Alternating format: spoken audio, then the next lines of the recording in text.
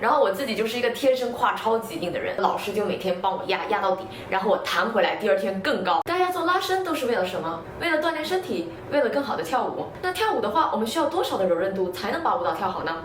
今天这个视频不是做给专业舞者的，而是给爱好跳舞的朋友们说一说舞蹈软度的问题。所以如果你喜欢下面的内容的话，一定要给我积极的点赞，这样可以鼓励我创作更多优质的舞蹈视频，帮助大家更加有效的练舞变美哦。其实我今天想专门聊一聊这个问题，是因为我最近看到网上有一些地狱式拉伸的视频非常的火，我很好奇大家都是在跟这些博主练习吗？还是因为他们真的太软了，所以大家都来看个热闹？请大家用弹幕告诉我。如果是后者的话，我还是比较放心的，但是如果是前者的话，我劝大家还是赶紧别练了，因为我自己一个搞舞蹈专业的人，我现在都不会再这样拉伸了，而且我自己是从小这样拉伸过来的。小时候在艺校接受专业的训练，我们平时都要做这种下腰头贴屁股，下叉还不够，还要把腿放在高的柜子上面，然后再压下来，还要双手拿着指头然后过肩，还要练搬后腿啊、搬前腿呀，然后躺下来下横叉的时候，腿要贴到地板上这种。然后我自己就是一个天生胯超级硬的人，老师就每天帮我压到底，然后我弹回来，第二天更高，然后我们继续压，就这样来来回回。而且我自己是一个超级用功又刻苦的学生，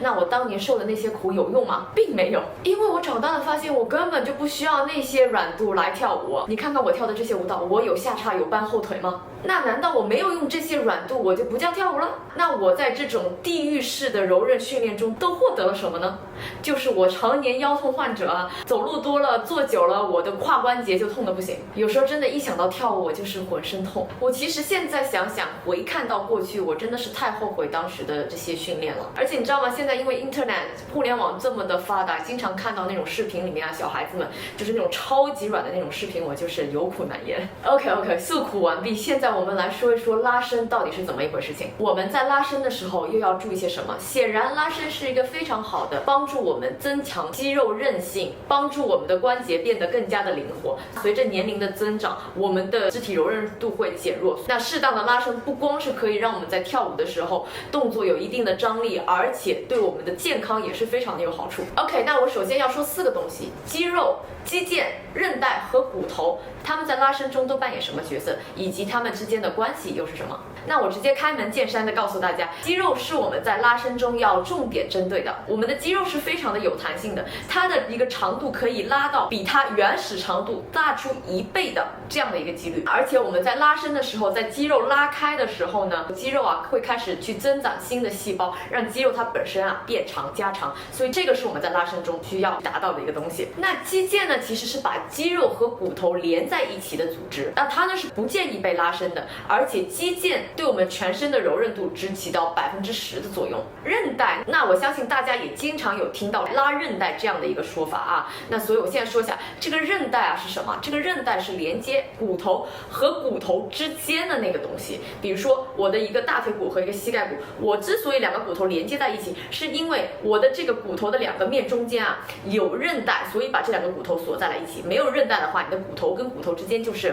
分离的。那这样子大家想一下，所以韧带的作用是什么？韧带的作用其实就是帮助我们牢固身体构架的。我们的每个骨关节之间都有韧带去连接。我在这里再强调一下，韧带的弹性比较差，被拉松之后是收不回来的。而且如果我们把韧带拉伸到比它原来的这个长度多了6%的时候，韧带就会撕裂。所以其实在拉伸中，我们是根本不建议去拉伸韧带的，我们只建议拉伸肌肉。那像专业舞蹈啊、杂技表演之类的艺术项目，他们追求的可不光是身体的健康，而是去挑战人体的极限，追求极高度的艺术审美。所以在这样的前提下，训练演员的时候就不会完全考虑到这个科学性有多少。所以其实很多舞蹈演员都是在训练中疯狂的拉韧带，所以你会发现他们的骨头特别的松，关节的活动度特别大。那结果是什么？你把韧带拉松了之后，就像我刚刚说的，2个骨头之间的韧带松了，我的骨头就变成这样子了，我的人就是这样像散架一样，这样就很容易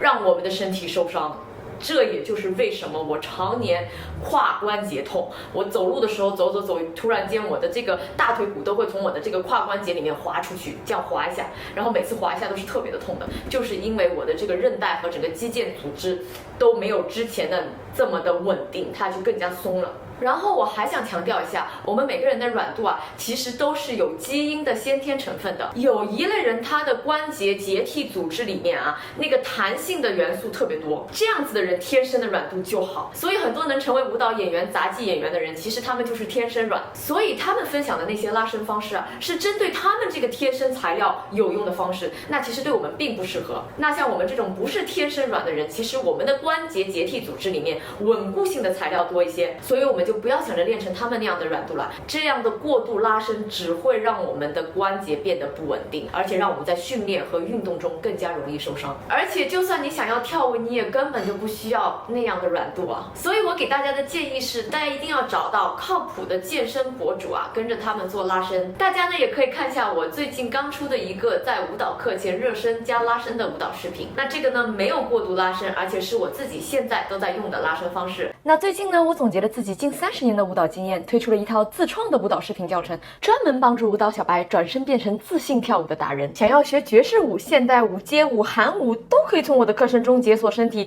全面提高基本功、协调性、力量、节奏感和情感表达。讲解课深入了解动作要点，跟练组合让你在重复中掌握动作的精髓。感兴趣的朋友们可以查看我的主页签名来获取课程的打开方式哦。OK， 那今天的视频呢就到这里，喜欢的朋友请不要忘了点赞、分享、收藏、加关注哦。那我们下期再见，拜拜。学编舞，学跳舞，跟我一起从不一样的角度来探索吧。